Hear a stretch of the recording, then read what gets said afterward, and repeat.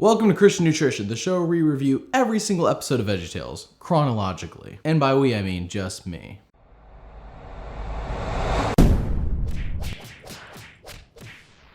Madame Blueberry is the 9th VeggieTales episode in the series, and it was released in 1998. At this point, Big Idea was in a transition period. They were growing quite rapidly, and they were wondering, what should we do next? At this point, Phil Vischer was working on some ideas, and the idea that they ended up deciding on was, as you may know it, Jonah, a VeggieTales movie. Now that wasn't released until 2002, and when we get to reviewing that movie, we'll cover all the details of that. Now I wanted to point all this out because it feels like Madame Blueberry was kind of the peak of the VeggieTales hype and the excitement. This is the last episode of VeggieTales that I watched as a kid, so anything past this I actually haven't seen, which means from here on out I'll be a bit surprised. But I remember VeggieTales being popular, but declining in popularity at my church and at my school. Like, nobody really talked about VeggieTales, and I was only like 8 or 9 years old, so it wasn't like I was, in the teenagerhood and just past VeggieTales. This doesn't mean VeggieTales wasn't good, it's just like TV shows. Usually in the first few seasons, there's a lot of hype, everyone loves it, it's really funny, and the later seasons can be funny, sure, it's just that people don't talk about it anymore because it's all about what's the new thing. But anyways, let's dive into Madame Blueberry. There's just one more thing I need to be really happy. What's that?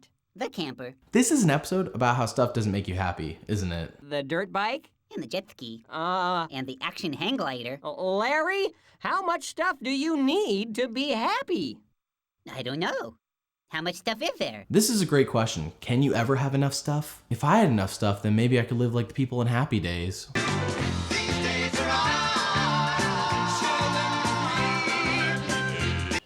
I'm so blue cuckoo, blue cuckoo, blue cuckoo. I'm so blue I don't know what to do. Kind of stating the obvious there, Madame Blueberry, don't you think? I'm blue.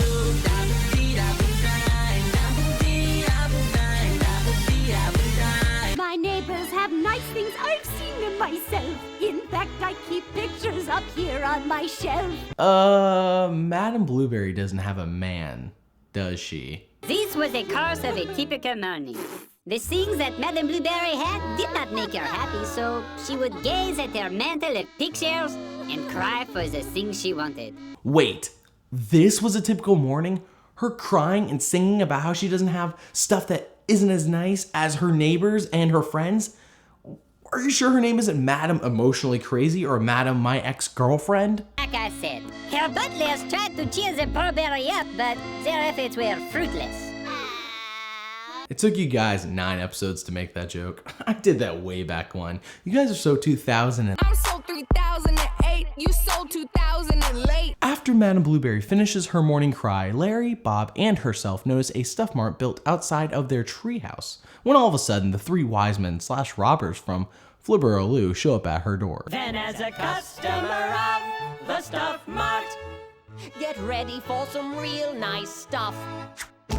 Those tricky corporations are always coming up with catchy songs to take away my money. How dare they? How are they always so catchy? singing joy, enough to go round, enough to go round and around and around and around, singing joy.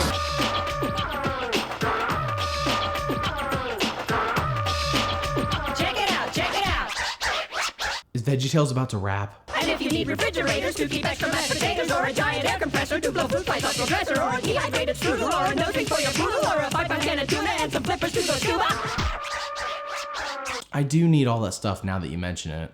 Long story short, Stuff Mart tells Blueberry that stuff will make her happy. Bob argues and says otherwise.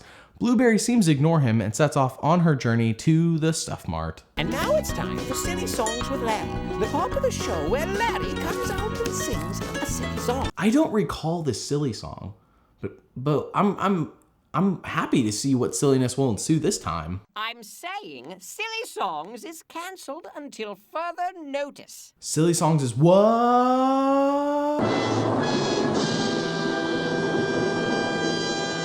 And now it's time for Love Songs with Mr. Lunt, the part of the show where Mr. Lunt comes out and sings a love song. This is bound to be an epic disaster. Time to abandon ship on VeggieTales. Everyone just leave.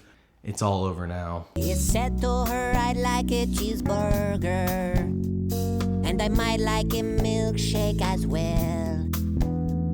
She said to him, I can't give you either.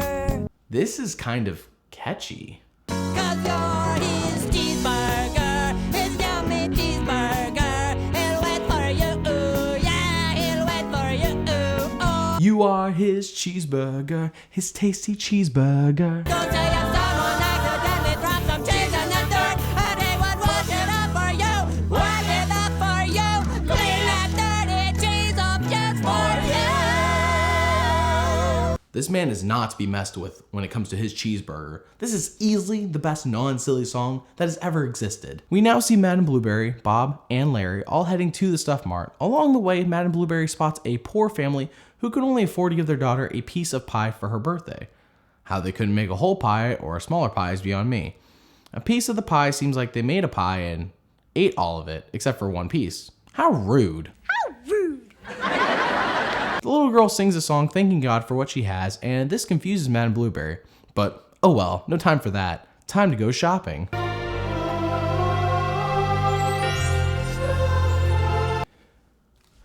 It's glorious. Shall we shop?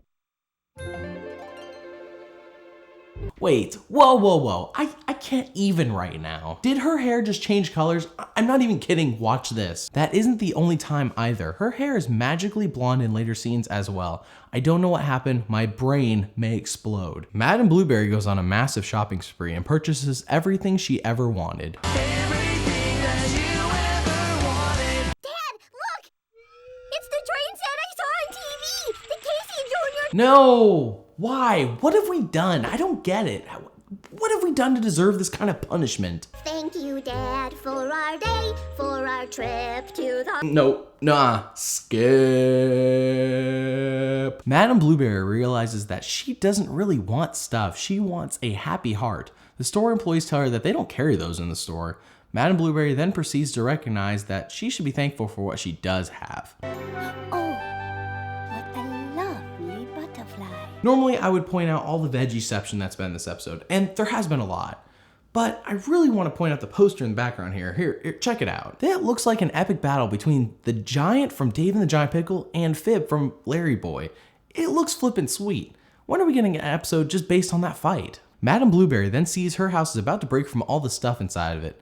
Kind of the reason she should have had a house on the ground like a normal person instead of in a tree. But anyways, Madame and Bob and Larry rush to her home to try and stop it from collapsing.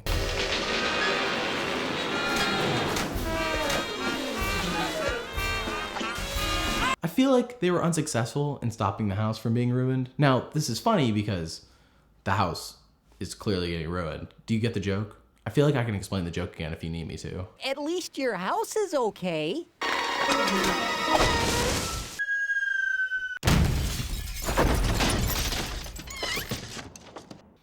We may have spoke too soon. Madame Blueberry's hair changes back to brown and everyone seems to be pretty okay with what just happened. I guess she has amazing home insurance.